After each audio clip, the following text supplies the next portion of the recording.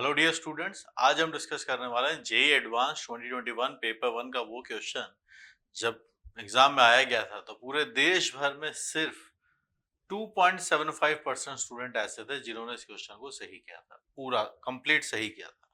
2.75%। Chapter जो है वो मैट्रिक्स से है, जो कहते हैं ना मैट्रिक्स बोर्ड के हिसाब से देखा जाए तो आसान चैप्टर है, लेकिन वहीं जेई एडवांस के अंदर अगर एमसीक्यू कैटेगरी के पूछा जाए जहां पर फिर एक भी गलत ऑप्शन अगर मार्क कर दिया तो -2 की पेनल्टी मिलती है, जो मिली बिल्कुल 21% स्टूडेंट्स को। जो आप देख सकते हैं 30,000 के आसपास स्टूडेंट ऐसे थे जो -2 मार्क्स लेकर गए थे, और ये है 3,900, इनको मिला था +4। और ये पार्शियल मार्किंग वाले 1 मार्क वाले 30,000 थे, +2 मार्क्स वाले थे 26,000, और ओनली 4,000 के आसपास स्टूडेंट ऐसे जिन्होंने +4 लिया था। तो आप देख सकते हैं 30,000 ऐसे थे जिन्होंने -2 लेकर गए थे। तो एमसीक्यूज के लिए बिल्कुल हमें बहुत कॉन्फिडेंट होना जरूरी है, इनकी प्रैक्टिस सबसे ज्यादा हमें करनी है। चलिए क्वेश्चन के ऊपर आते हैं कि ऐसा कौन सा ही सवाल था। ये रहा क्वेश्चन आपके सामने, पढ़िए इसको क्या लिखा गया है कि एक 3x3 की मैट्रिक्स है एम, डिनोट करते हैं, ये वाला जो सिंबल है ये डिनोट करता है डिटर्मिनेंट ऑफ एम। लेट करके हमारे पास तीन मैट्रिक्स गिवन है E P and F. Q is the non singular matrix. Non singular है मतलब इसका डिटर्मिनेंट जीरो नहीं है। नॉन सिंगुलर का मतलब यह है कि इसका डिटर्मिनेंट जीरो नहीं है, इसका मतलब Q इनवर्स एग्जिस्ट करेगा। तो कहीं ना कहीं Q इनवर्स को इन्होंने यूटिलाइज किया होगा। ऑप्शन है एफ है, पीईपी, पी स्क्वायर के बारे में बातें हैं, फिर यहाँ पर डिटर्मिनेंट है, एक डिटर्मिनेंट है, अलग अलग मैट्रिसेस के कई सारी चीजें और भी आगे जाके हमें दिख रही है। चलिए शुरुआत करते हैं। सबसे पहले पी स्क्वायर की बात हुई है, पीईपी की भी बात हुई है, तो यहीं से शुरुआत करते हैं। सबसे पहले पी स्क्वायर निकालते हैं। पी स्क्वायर का मतलब है पी इंटू पी। तो पी वाला डेटा ये रहा अपने पास 100 010 010। भाई पीईपी के लिए 3 बार मल्टीप्लाई करना पड़ेगा, पहले हम एक बार पी स्क्वायर निकाल के देख लेते हैं। 100 010 001। एक बार मैं सही से देख लूं मैं सही लिखा है नहीं लिखा, देखो गलती हो गई है। 100 है, सेकंड वाला आपके पास है 001 है, 001 100 001, ये डेटा आपके पास है। क्रॉस मल्टीप्लाई अब हम करते हैं, row by column 1, row by column 0, row by column 0, row by column 0, row by column 1, row by column 0, row by column 0, row by column 0, और रो बाय कॉलम से आप करेंगे 1 आ जाएगा। यस, पी स्क्वायर की वैल्यू आई आ रही है। ये वाला ऑप्शन तो अपने पास जो लिखा हुआ है ये आई है, लेकिन यहाँ एंड करके लिखा है। अब आगे वाला स्टेटमेंट सही होगा तभी हम आगे बात कर पाएंगे, वरना बात नहीं कर पाएंगे। पीईपी हम निकालना चाहते हैं, पीईपी। अब पी स्क्वायर इक्वल टू आई है, इसका मतलब ये समझ जाइएगा कि पी और पी का इनवर्स दोनों सेम आएंगे आगे जाकर। ठीक है, ध्यान रखेंगे इस बात का भी। आगे चलते हैं, पीईपी को डेटा कंप्यूट करते हैं। पी लेकर आइए 100 001 010। ई लेकर आइए, ई ये रहा 1 2 3 2 3 4 8 13 18, और ये मल्टीप्लाई होगा पी के साथ। चलिए भाई मल्टीप्लाई करते हैं। रो बाय कॉलम से सिर्फ 1 आएगा, रो बाय कॉलम से 2 आएगा, अगला वाला 3 बनेगा। 001 से 8 आएगा, 13 आएगा, 18 आएगा, फिर लास्ट वाले से 2 आएगा, 3 आएगा, 4 आएगा। हमारे पास फिर से P लिखा हुआ है जो है 100 001 010। ये मल्टीप्लाई एक बार और हम करेंगे, और ये मल्टीप्लाई अगर करके देखते हैं, देखिएगा 1 2 3 इससे मल्टीप्लाई होगा। तो इस डेटा को अगर हम लिखना चाहें तो इस डेटा को कहाँ लिखें, जगह का थोड़ा कमी है, आइए यहाँ लिखते हैं। So I am writing here कि इस प्रोडक्ट की वैल्यू क्या बनती है। Row by column 1, row by column यहां से आप करूंगा तो 3 आएगा, फिर इसका रो बाय कॉलम यहां से होगा 2 बनेगा। सेकंड वाली रो 8 13 18 इससे मल्टीप्लाई होगा 8 आएगा, 8 13 18 यहाँ से मल्टीप्लाई होगा 18 आएगा, 8 13 18 यहाँ से मल्टीप्लाई होगा 13 बन जाएगा, 2 3 4 यहाँ से मल्टीप्लाई होगा 2 बन जाएगा, 2 3 4 यहाँ से मल्टीप्लाई होगा 4 आएगा, 2 3 4 यहाँ से मल्टीप्लाई होगा 3 बन जाएगा। अब आप चेक करिए कौन सा है। स्टेटमेंट ये है कि पीईपी का जो प्रोडक्ट होता है वो एफ आएगा, 1 3 2 8 18 13 2 3 4। समझ गए? तो बहुत सारे स्टूडेंट, इनका एक ऑप्शन क्यों सही हुआ था, वो आगे चाहे बड़े हो या ना बड़े हो, उन्होंने ये पी स्क्वायर का डेटा निकाल लिया होगा और ये पीईपी की वैल्यू एफ आती, ये ऑप्शन तो उन्होंने मार्क कर ही दिया होगा। ए इज करेक्ट आंसर। समझ गए? आगे बढ़ते हैं, यहाँ पर कुछ डिटर्मिनेंट्स की वैल्यूज की भी बात हो रही है। सो ए ऑप्शन इज मार्क्ड। अब तक की लर्निंग क्या रही है वो हम देख लेते हैं। ए ऑप्शन आंसर आया है कि एफ का वैल्यू हमारे पास है पीईपी पी स्क्वायर आई है, यानी पी ही पी इनवर्स है। तो पिछले वाली स्लाइड पर जितनी बातें हमने रिजल्ट निकाले थे सब यहाँ ऊपर एक लाइन में लिख लिए हैं। गोइंग फॉरवर्ड और हम डेटा यहाँ पर निकालना चाहते हैं। कुछ डिटर्मिनेंट्स की वैल्यू है जो हमें पता है कि Q नॉन सिंगुलर है, तो इसका मतलब ये है कि Q का डिटर्मिनेंट तो जीरो नहीं होगा, यानी Q इनवर्स एग्जिस्ट कर रहा होगा। क्वेश्चंस में दिख रहा है Q इनवर्स एग्जिस्ट कर रहा है। अब हम E का डिटर्मिनेंट निकालते हैं क्योंकि इसकी हमें जरूरत है। दो ऑप्शंस में, यहाँ भी सब जगह E का डिटर्मिनेंट आप बनाइए। ये 1 2 3 2 3 4 8 13 और 18 लिखा हुआ है, ठीक है। और एक हम यहाँ पर P का डिटर्मिनेंट भी निकाल लेते हैं। P का डिटर्मिनेंट तो नहीं, F का डिटर्मिनेंट और निकाल लेते हैं क्योंकि P का डिटर्मिनेंट तो जीरो नहीं आने वाला। F का निकालते हैं 1 3 2 और F का तो निकालने की जरूरत है नहीं हमें, विल सी। आओ इसका डिटर्मिनेंट निकाल लो। अब आप चाहो तो ट्रांसफॉर्मेशन लगा सकते हो, इसको इसमें से घटा दीजिए, इसको आप 6 टाइम्स करके भी हटा सकते हैं। तो अब छोटा छोटा रो ट्रांसफॉर्मेशन लगा देते हैं। इसको एक बार सब्सट्रैक्ट कर दीजिए, 1 1 1 आ जाएगा और 6 टाइम्स हटा दीजिए। 6 टाइम 18 होता है, 0 चला गया, 12 होता है 1 आएगा, 6 टाइम्स करोगे 2 आएगा। This is the data. तो 2 बार ट्रांसफॉर्मेशन लगाया है मैंने। आप चाहो तो डायरेक्टली भी घटा सकते हो। R2 माइनस R1 किया है और R3 में से 6 टाइम्स R1 कर दिया है, ठीक है। चलिए बनाते हैं आगे।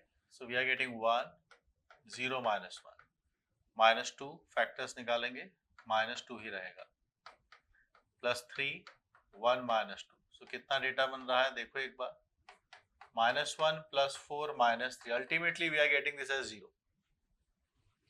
E का डिटर्मिनेंट का वैल्यू 0 आ रहा है। अब हमारे पास जो F है वो PEP आता है। हमने क्या किया, डिटर्मिनेंट ले लिया PEP।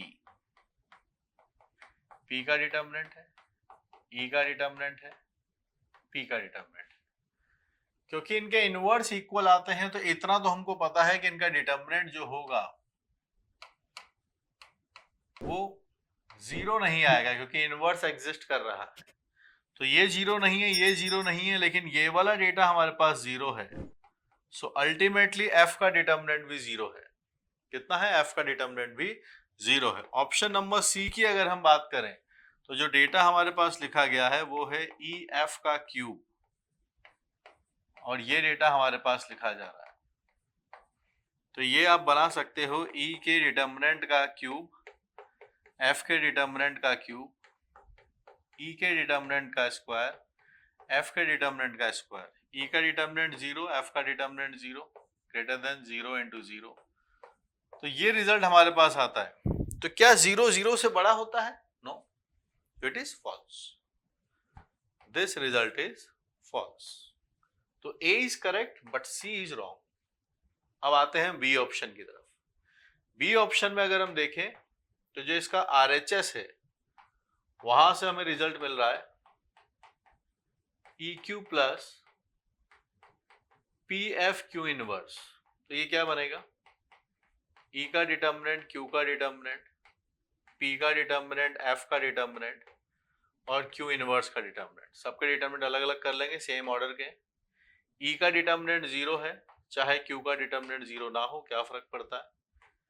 पी का डिटर्मिनेंट 0 नहीं है, बट एफ का डिटर्मिनेंट है, ultimately it is coming as 0।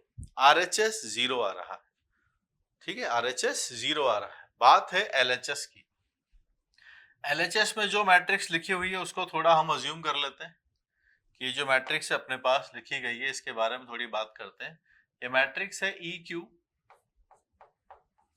Plus P F Q inverse, इसकी बात हमसे पूछी जा रही है, ठीक है। थोड़ा देखो यहाँ से, ई क्यू है और पी एफ क्यू इनवर्स के बारे में बात है। इसको मान लेते हैं, let's say this is a matrix x, ये एक मैट्रिक्स एक्स है अपने पास लिखा हुआ है ना। अब ये इनवर्स क्यू के बारे में हमें कुछ नहीं पता, क्यू एक रैंडम कोई मैट्रिक्स है, इसका इससे कोई रिलेशन नहीं। एफ की वैल्यू पीईपी है, ये बात हमें मालूम है ना। तो यहां पर हमने क्या किया, इसको क्यू से मल्टीप्लाई किया, तो क्यू से मल्टीप्लाई वो भी किससे किया है, राइट साइड से किया है। मैट्रिक्स में ऑर्डर बहुत इंपॉर्टेंट होता है कि लेफ्ट से मल्टीप्लाई है राइट से। राइट मल्टीप्लाई को पोस्ट मल्टीप्लाई भी बोलते हैं और लेफ्ट वाले को प्री मल्टीप्लाई भी बोलते हैं। यहां पर है क्यू इनवर्स और ये क्यू आ जाएगा। यहां पर अब आप आगे बढ़िए, क्या बात बनती है वो देखते हैं। क्यू इनवर्स और क्यू जो है अपने पास से ये बनता है आई, और कोई रिजल्ट हमारे पास हो तो उसकी हम बात करते हैं, है ना। ये यहां से आपके पास से आई बन जाता है, और f की जो वैल्यू है उसको हम लेकर आते हैं। f की वैल्यू कितनी है अपने पास, f की वैल्यू है अपने पास पीईपी, पीईपी f की वैल्यू है पीईपी, i से मल्टीप्लाई होके तो वही बन जाएगा। अब आप देखिए क्या बन रहा है, यहां से बनेगा P square, correct, P square into EP, और पी स्क्वायर की वैल्यू है आई, पी स्क्वायर की वैल्यू है आई। तो मैं यहां पहुंचा x, ये है ई क्यू स्क्वायर, ये आई है, यहां से ईपी आता है। थोड़ा और लिखते हैं, यहाँ ई है, यहाँ है क्यू स्क्वायर, यहाँ ई है और यहाँ पी है। आई से मल्टीप्लाई करने पे कोई फर्क नहीं पड़ता है। अब हमें इसका डिटर्मिनेंट लेना है, ये बात देखिएगा आप, है ना। ये क्यू स्क्वायर प्लस पी लिखा हुआ है और ये एक्स है। हमें एलएचएस क्या है, दिस इज एलएचएस। जिस मैट्रिक्स को हम अज्यूम करके चल रहे हैं इसी का डिटर्मिनेंट लेना है। यहां आपके पास क्या बन जाएगा आप बताइए, ये बनेगा ई का determinant Q square plus P, इसका डिटर्मिनेंट, और ई का डिटर्मिनेंट हम निकाल चुके हैं, ई का डिटर्मिनेंट 0 आता है। So we are getting this as 0। फर्क नहीं पड़ता आगे वाला डिटर्मिनेंट 0 आता है नॉन 0 आता है, पर ये 0 से मल्टीप्लाई होकर 0 ही बन जाएगा। तो एलएचएस भी 0 है और अपने पास आरएचएस भी 0 है। इसमें कॉमन मिस्टेक क्या करते हैं, जैसा लिखा हुआ है अलग अलग ओपन कर देते हैं। याद रखिएगा, मैट्रिक्स के अंदर दो डिटर्मिनेंट को ऐड करके डिटर्मिनेंट लेना और सेपरेट करके इसको बना देना, this is not always true, ऐसा नहीं होता है। वरना कई स्टूडेंट इसको देख के सोचते सेम ही तो बात है, क्या दिक्कत है। अरे बहुत बड़ा डिफरेंस है, मैट्रिक्स की दुनिया में ऐसा नहीं होता है।